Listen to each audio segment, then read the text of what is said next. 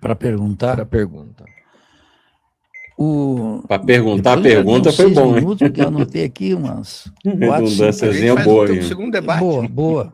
Hoje, vamos até meia-noite. Breno. Não, até meia-noite nós não vamos, não. Você.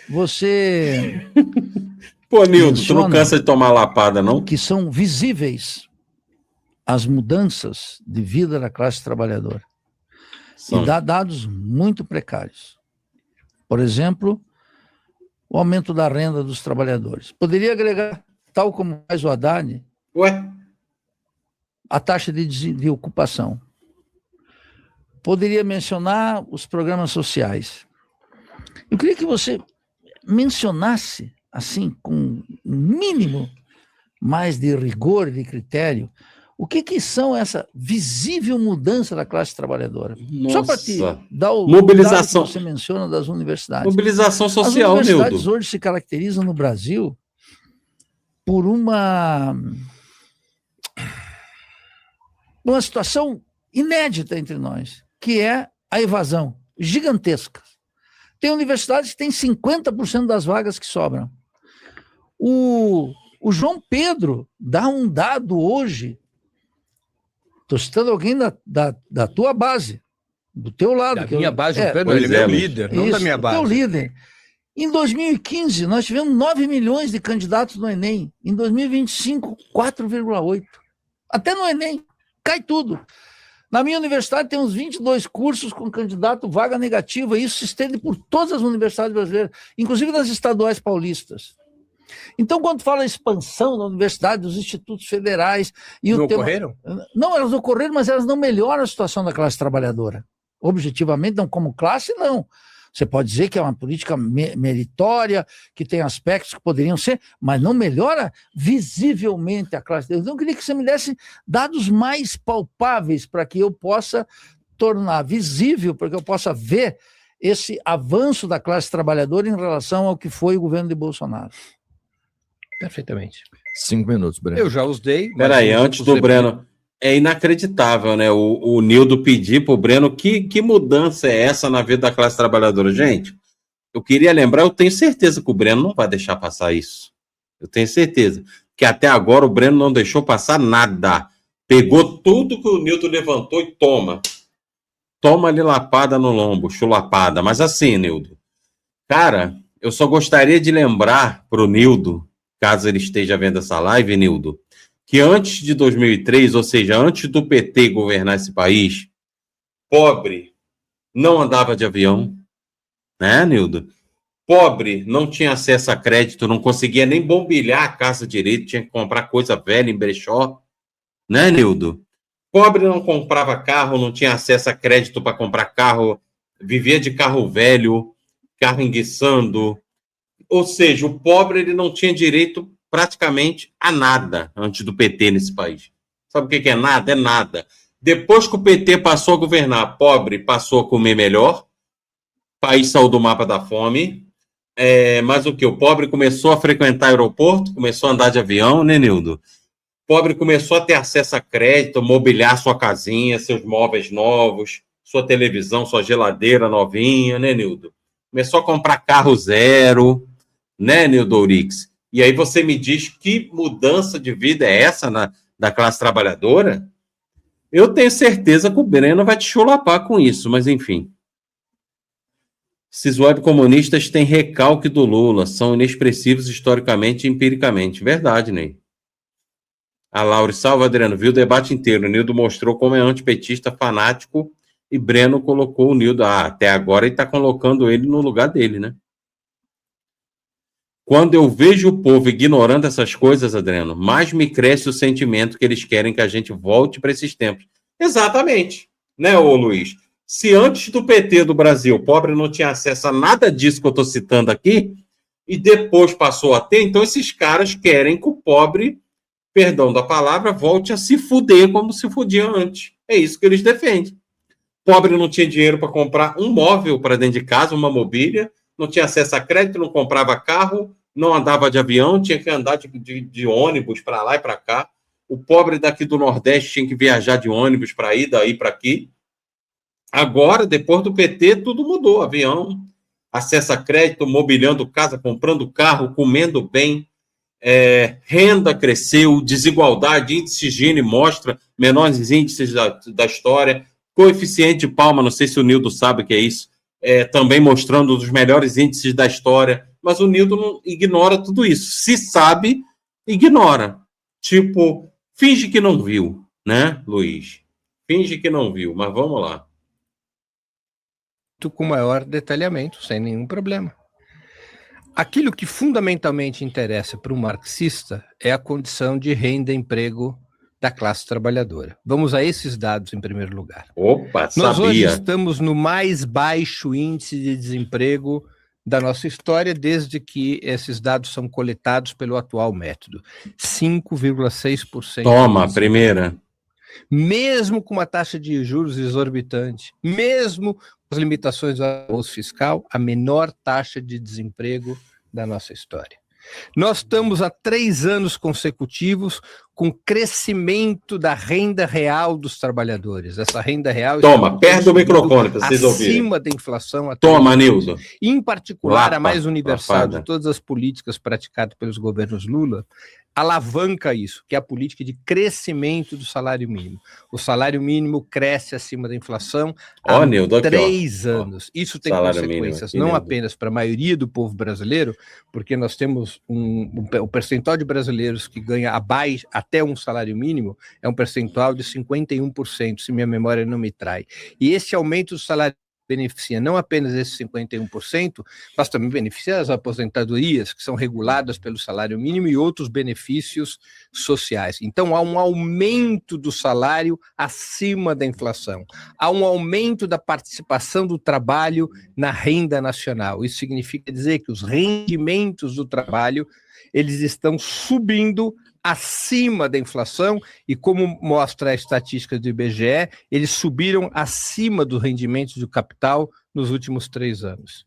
Então, nós estamos com estes dados. Nós podemos alegar, ou você poderia alegar, e eu iria concordar, não, mas esses empregos são precários, é verdade. Não são empregos da qualidade que nós deveríamos ter, empregos na indústria. Mas batemos recorde de emprego formal, Breno. Cujo 48 milhões, fosse maior, fosse mais adequado às difíceis situações que vive a classe trabalhadora brasileira. Mas compare isso com Jair Bolsonaro. Compare isso com Jair Bolsonaro. Exatamente. Mesmo com teto fiscal, outros números importantes, que é o papel do Estado na economia e na sociedade, Nildo. Mesmo com o arcabouço fiscal, os investimentos em saúde e educação nos governos Lula cresceram muito em relação ao governo Bolsonaro, porque os investimentos, os pisos constitucionais de saúde e educação estavam suspensos desde o governo Temer por conta do teto de gastos. Esse teto de gastos deixou de existir para a saúde e educação. Toma. E isso permitiu uma expansão dos recursos em saúde e educação. Ainda é pouco, ainda há limites. O governo, às vezes, poderia fazer mais do que faz? Certamente, mas você me perguntou comparando com o governo Bolsonaro.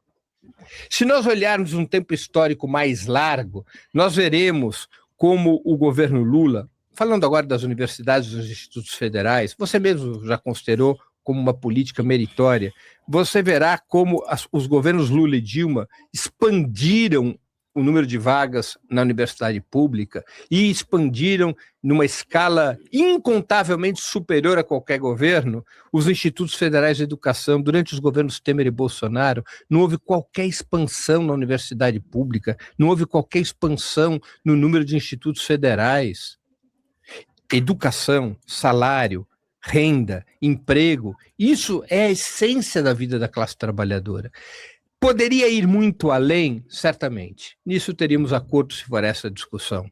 É um governo ao qual falta audácia, ao qual falta uma certa valentia de forçar os limites da própria correlação de forças. Eu acredito nisso. Poderia ir além na reforma agrária, na qual não tocou, poderia ir além num conjunto de programas que melhorasse mais aceleradamente a vida das classes trabalhadoras. Agora, a comparação com o governo Bolsonaro é uma comparação despropositada, Nildo. Coloca a discussão num lugar no qual a gente perde racionalidade. Perde racionalidade completamente. Não é? Então, eu vejo dessa forma. Ou seja, é evidente que as diferenças são abissais entre o governo Lula e o governo Bolsonaro.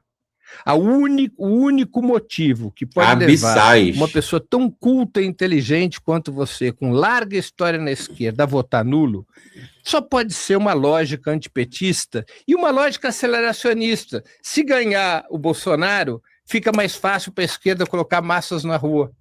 Só pode ser esse cálculo. Eu não consigo entender como uma pessoa tão ilustrada e culta quanto você não consegue separar, não consegue ver a diferença entre a porca e um cachorro. Ficou claro, Nildo? 3 minutos.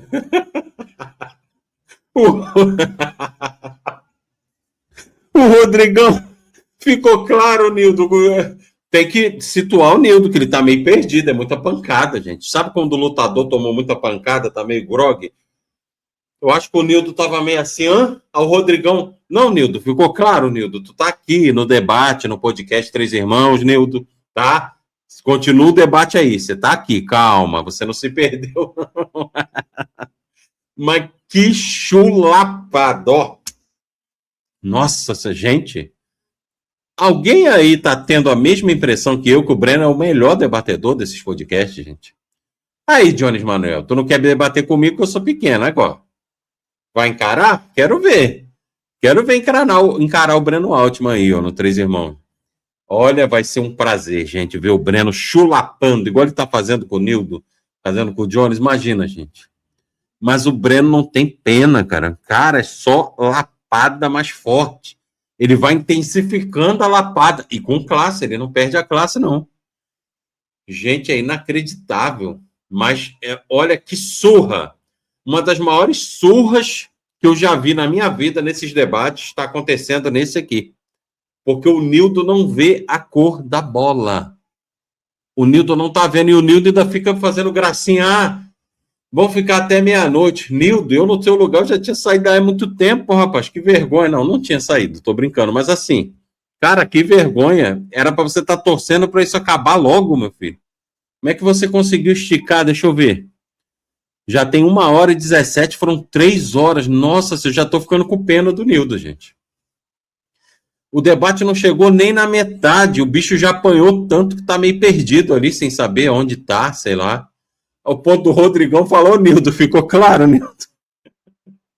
Ah, meu pai, mas vamos lá. Sim. Bom, a hipótese, a suspeita que o Breno levanta aqui, que eu teria uma lógica aceleracionista, ela já foi desmentida pela história. Bolsonaro venceu e o movimento de massas não cresceu. Então, como eu trabalho com os dados elementares da realidade, estou com os 2 pés na terra, a suposição de que a direita ganha, a esquerda avança, ela já foi comprovada aqui no curto espaço. Não, já está comprovada. Portanto, eu vou considerar isso só uma manha do Breno no debate.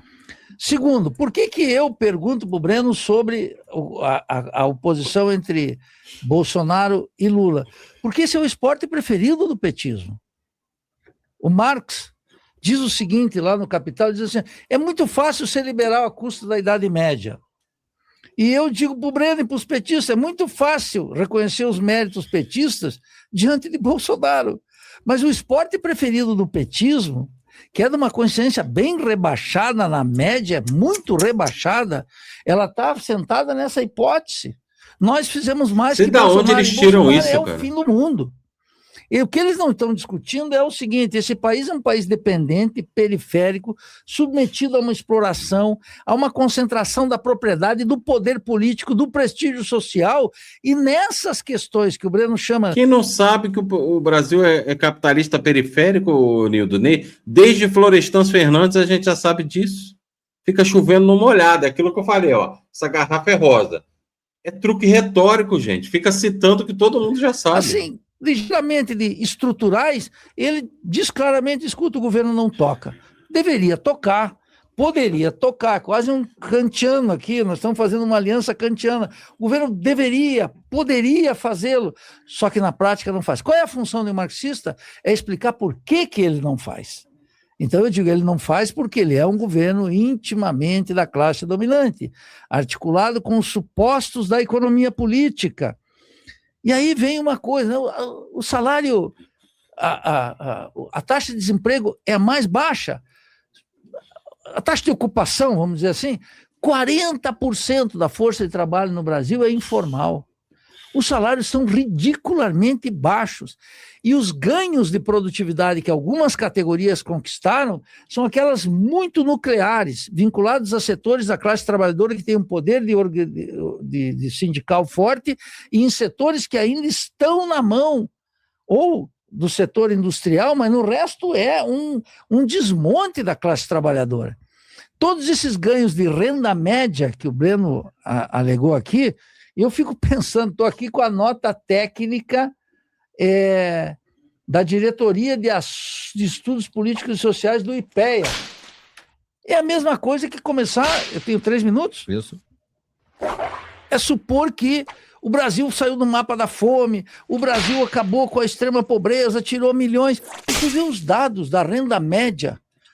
Sabe o que significa sair da extrema pobreza? Um trabalhador que ganha acima de R$267. E sabe o que significa sair da linha de pobreza, Robertinho? Significa um trabalhador que ganha acima de R$738. A renda média cresce, segundo o dado do IPEA aqui, por uma coisa muito simples. Cresceu de 2019 a 2024, segundo essa nota técnica do IPEA, inclusive por causa das transferências das quais o BPC, a Bolsa Família, etc., que essa recente, que acabou de sair, está quentinho, mostra que estagnou. Não há que esperar mais o aumento da renda, segundo a nota técnica número 120, que é a última do IPEA, mostrando um congelamento dessa tendência. Então, é muito fácil ser petista à custa de Bolsonaro, é muito fácil ser liberal à custa da idade média. Chega, Nildo. Mas só que nós precisamos tocar nas estruturas, porque é ela que está moendo o nosso povo.